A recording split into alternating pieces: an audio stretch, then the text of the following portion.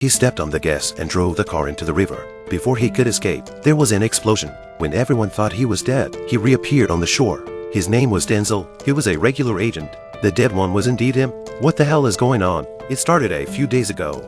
It was a group of U.S. Navy men who were going on a cruise for a vacation. They didn't realize that the car parked on the lower deck had a time bomb inside. It went off with a boom, taking over 500 people with it on the spot. Denzel is the agent in charge of the explosion and naturally comes to the scene to investigate. A colleague in the office tells him that Paula called and asked him about his height and skin color. Denzel thought it was just a prank and didn't pay much attention to it. But that's when the coroner calls and they find a woman's body partially charred downstream from the river. Because of the explosion, it's a normal occurrence for a charred female body to be found by the river. But what's strange is that she died earlier than the explosion, and there are signs of her mouth being taped shut. Denzel rushes to Paula's house to investigate, but finds some clues on the refrigerator. "You can save her" is written on it, as if someone is reminding him.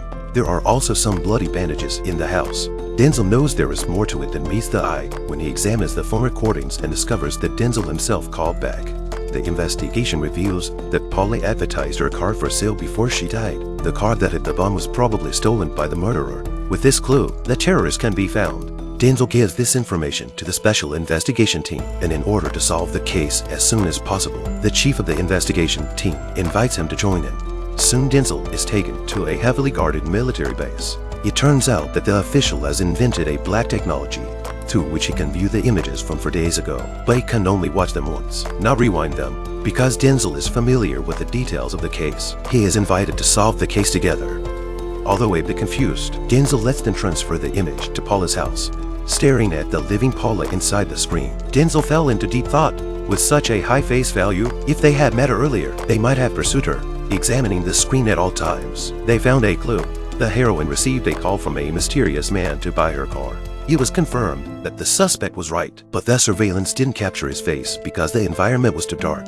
But fortunately, the terrorist's whereabouts are quickly located by the look of his backpack. Denzel is always skeptical about this black technology.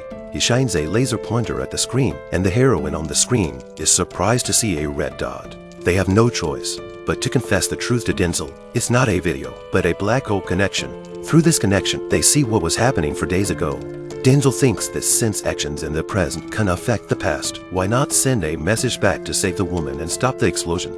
So, they decide to write a note to Denzel from 4 days ago, asking him to stop the terrorists. Unfortunately, however, Denzel doesn't see his co-worker, only his co-worker going alone to capture the terrorists and getting killed by the other side.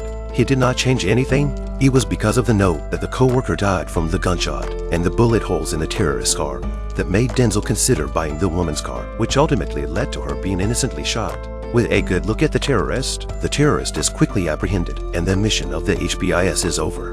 Denzel still feels he can save the woman and decides to go back and rescue her.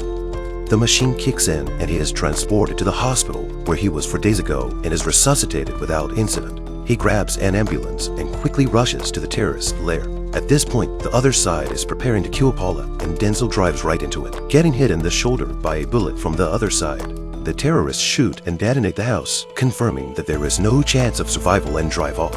Denzel can't stop and rushes to Paula's house to bandage her wound and take the letters on the refrigerator and arrange them in such a way that you can save her. And at this point, Paula is pointing a gun at him. After all, he was blindfolded during the kidnapping earlier, and she doesn't know who kidnapped her, so she doesn't believe a word Denzel says. She called Denzel's flat and asked for height and skin color, and after confirming her identity, Paula let go of her doubts. She came to the harbor with Denzel and his car was indeed on the ship, and Denzel left Paula in the car. Denzel goes to the ship to disarm the bomb, not realizing that the terrorists have discovered their whereabouts. He returns to the boat before it opens. Paula sees it and also jumps on board at the last minute, but because she can't hide in time, the terrorists catch her and tie her to the bomb truck. At the moment of crisis, Denzel rushes out and starts a fierce gunfight with the terrorists and finally kills them with Paula's joint efforts. However, the bomb was about to explode. In order to save more people, Denzel took Paula and drove the car into the river. With Denzel's help, Paula kicks through the glass and swims out. But Denzel isn't so lucky.